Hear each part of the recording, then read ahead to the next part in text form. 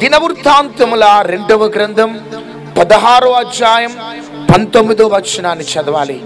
తన ఎడల యథార్థ హృదయము గలవారిని బలపరచుటకై, తన ఎడల యథార్థమైన హృదయము కలవారిని బలపరచుటకై యెహోవా కనుదృష్టి లోకమందంతటా సంచారము చేయుచున్నది. గట్టిగా చప్పట్లు కొడదాం.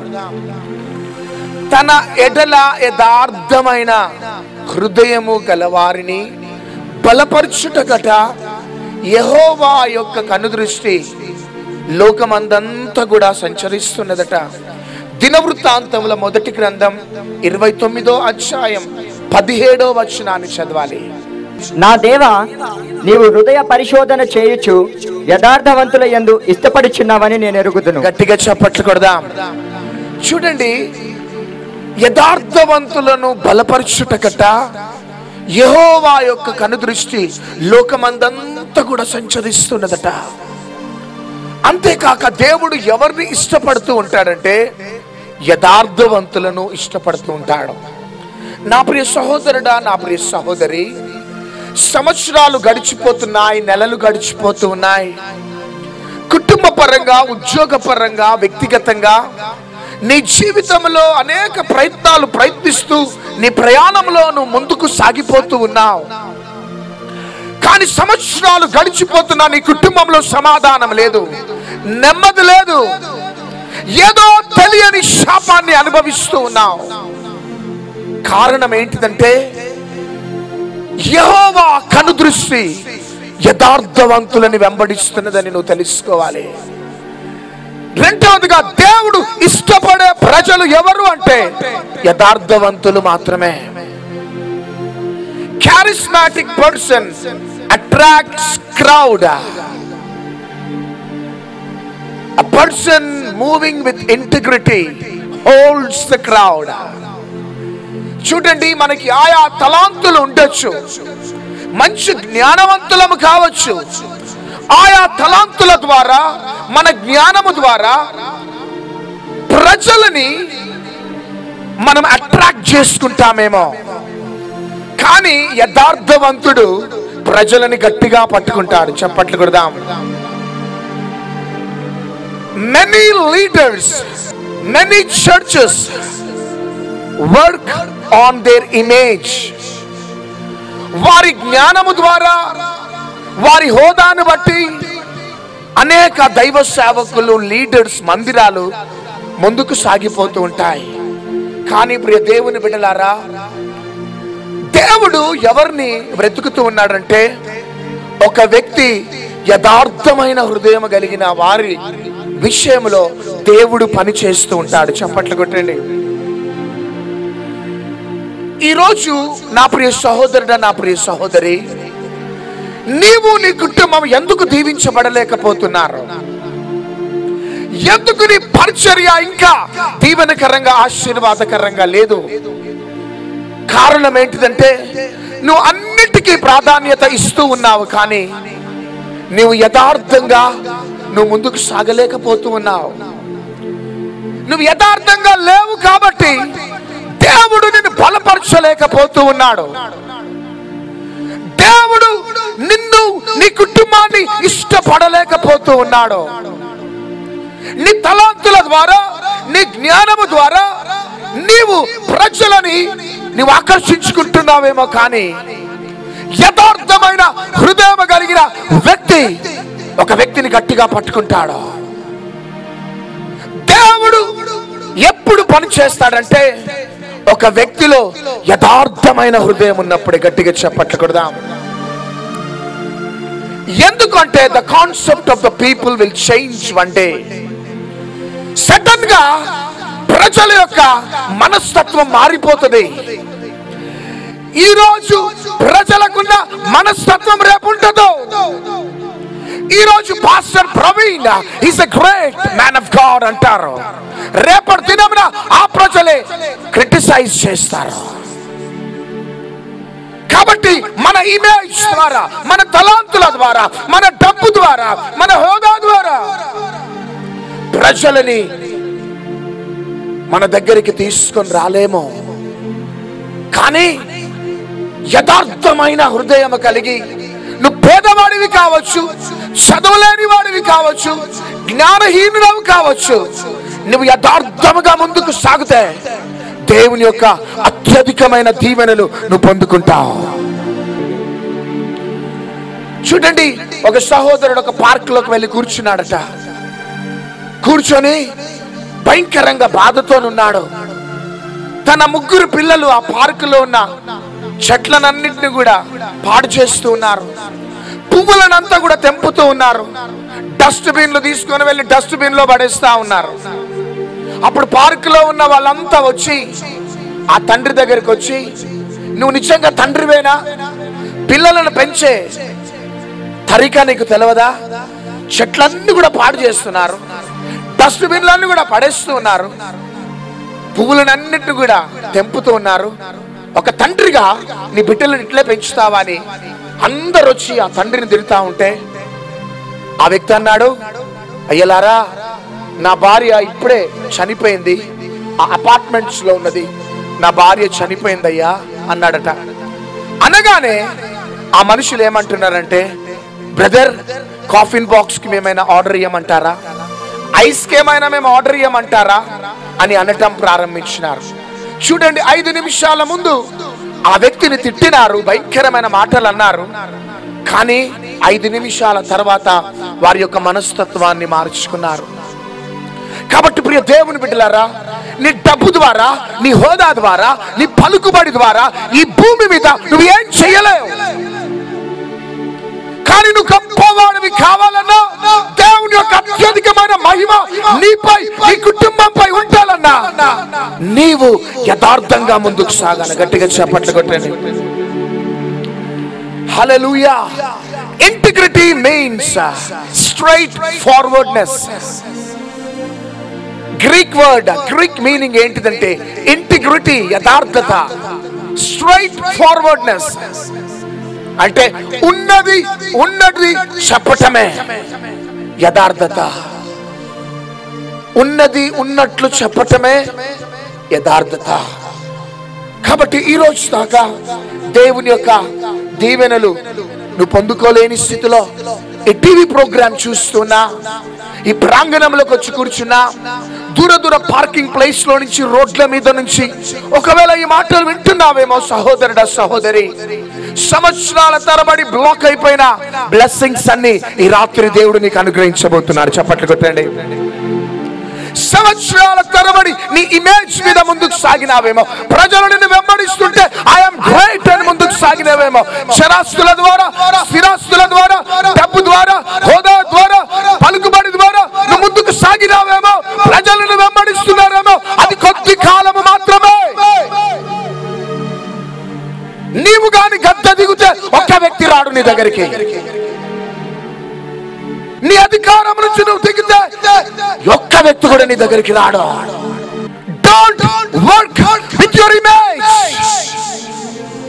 But move with integrity. నీ హోదాని బట్టి, డబ్బు ద్వారా నువ్వు ముందుకు సాగకో. నేను జ్ఞానవంతుడను కదా, పిలువగానే అనేకులు వస్తారని అనుకోకో. మనిషి యొక్క మనస్తత్వం రాత్రి మారుతుంది అంతే. రాత్రిని ఇంట్లో భోజనం తింటాడు, ప్రొద్దున నీవెవరో తెలియదంటాడు. అది మనిషి యొక్క మనస్తత్వం. కానీ నా ప్రియ సహోదరుడు, సహోదరి, నువ్వు పేదవాడివైనా, చదువులేని వాడివైనా, జ్ఞానహీనుడవైనా, బలహీనుడవైనా, నీవు మాత్రము యథార్థమైన హృదయం కలిగి నువ్వు ముందుకు సాగితే ఒకానొక దినమున దేశం యొక్క ఉన్నత స్థాయిలోకి వెళ్తావు. చప్పట్లు కొట్టండి. మనుషుల దృష్టిలో నువ్వు ఉండకపోవచ్చు, ప్రజల దృష్టిలో నువ్వు ఉండకపోవచ్చు, కానీ యథార్థవంతుడిగా నువ్వు ముందుకు సాగితే యెహోవా యొక్క కనుదృష్టి నీపై, నీ కుటుంబంపై ఉంటుంది. గట్టిగా చప్పట్లు కొట్టండి. గట్టిగా చప్పట్లు కొడదాం. కాబట్టి ప్రియ దేవుని బిడ్డలారా, నిన్నటి దినమున అరణ్యములో ఉన్న హాగరుని చూస్తున్నాడు దేవుడు. ఈ దినమున ఎవరిని చూస్తున్నాడంటే, ఈ భూమి మీదనట యథార్థవంతులు కావాలట. మనం శాపంలో ఉండటం that is not the will of God. మనం అప్పులలో ఉండటం, that is not the will of God, దేవుని చిత్తం కాదు.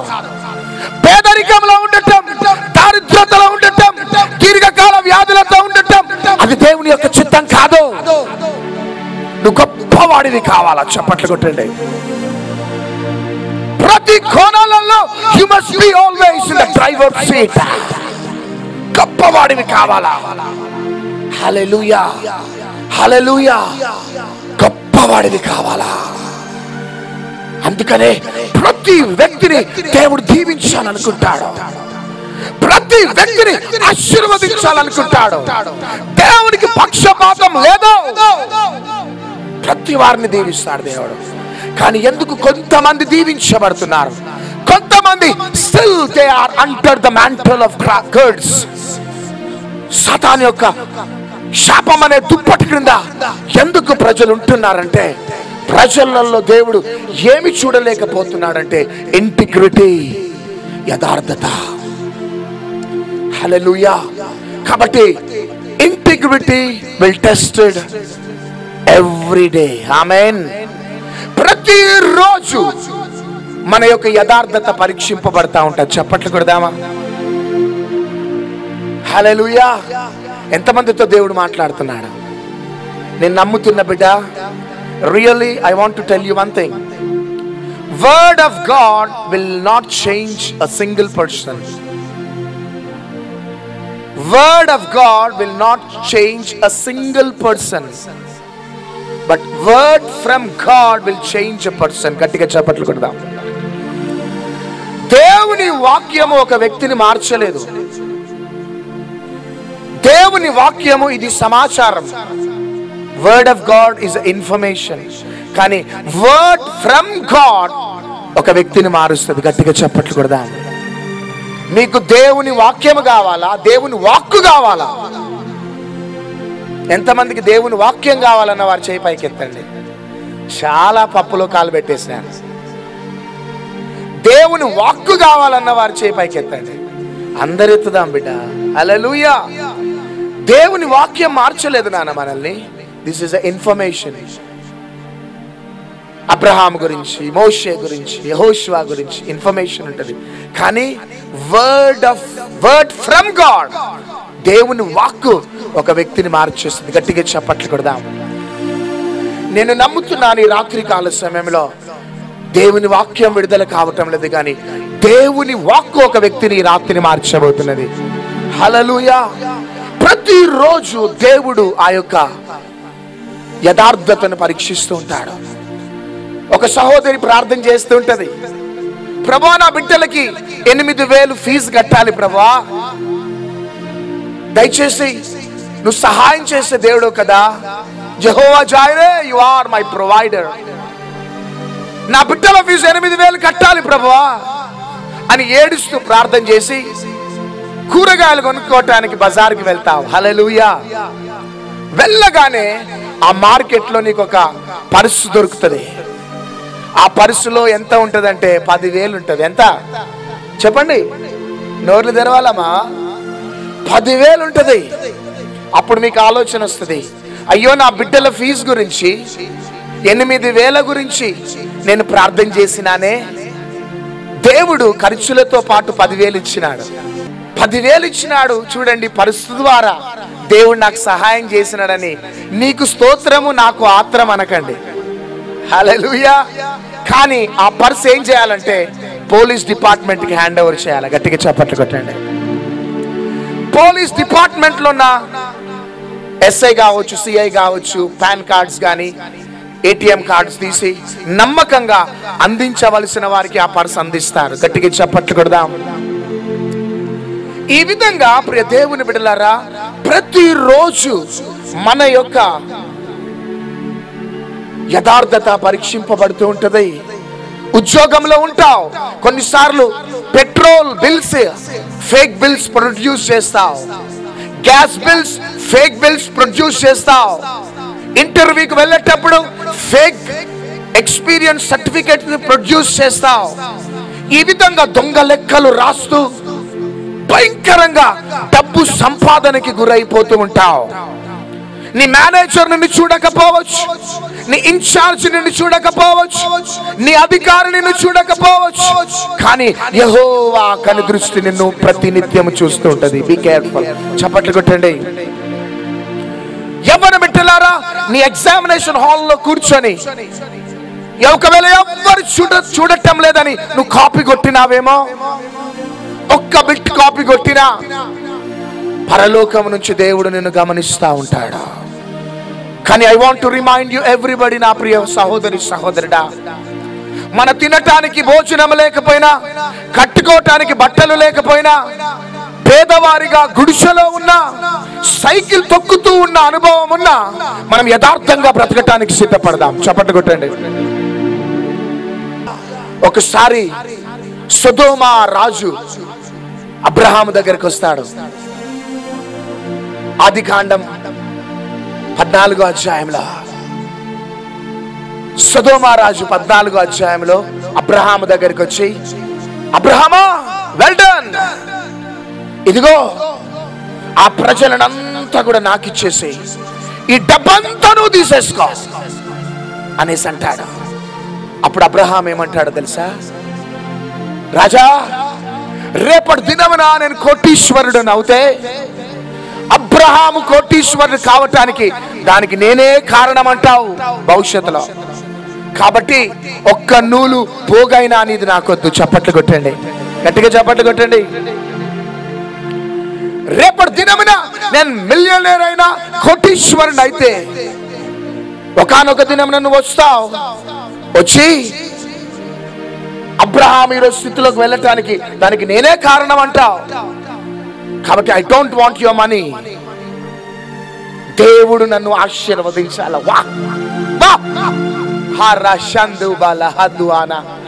మనల్ని ఎవరు ఆశీర్వదించాలంటే బిడ్డ, యెహోవా ఆశీర్వాదం ఐశ్వర్యమునిస్తుంది. అది నరుల కష్టము చేత అది ఎక్కువ కాదు. మనల్ని ఎవరు ఆశీర్వదించాలంటే ఆ దేవాది దేవుడు ఆశీర్వదించాల. ఈరోజు ఒకరు సహాయం చేసినారంటే ఒకానొక దినమున ఆ వ్యక్తి నీ దగ్గరకు వచ్చి అంటాడు, నేనే ఈ వ్యక్తిని ఆ స్థితిలోకి తీసుకొని వెళ్ళటానికి కారణం అంటాడు. కానీ మనల్ని ఎవరు ఆశీర్వదించాలంటే ఆ మహిమ కలిగిన దేవుడే ఆశీర్వదించాల. ఆ మహిమ కలిగిన దేవుడు నిన్ను, నీ కుటుంబాన్ని ఎప్పుడు ఆశీర్వదిస్తాడంటే నువ్వు యథార్థవంతుడుగా నువ్వు ముందుకు సాగిపోయినప్పుడే. హల్లెలూయా, హల్లెలూయా. నువ్వు యథార్థవంతుడిగా నువ్వు ముందుకు సాగిపోతూ ఉంటే, ప్రతి నిత్యం యథార్థతను నువ్వు కాపాడుకుంటూ ఉంటే, దేవుడు ఒక దినమున, మనుషులు చూడకపోయినా దేవుడు ఒక దినమున నిన్ను చూసి నిన్ను దేశం యొక్క ఉన్నత స్థాయిలోకి తీసుకొని వెళ్తాడు.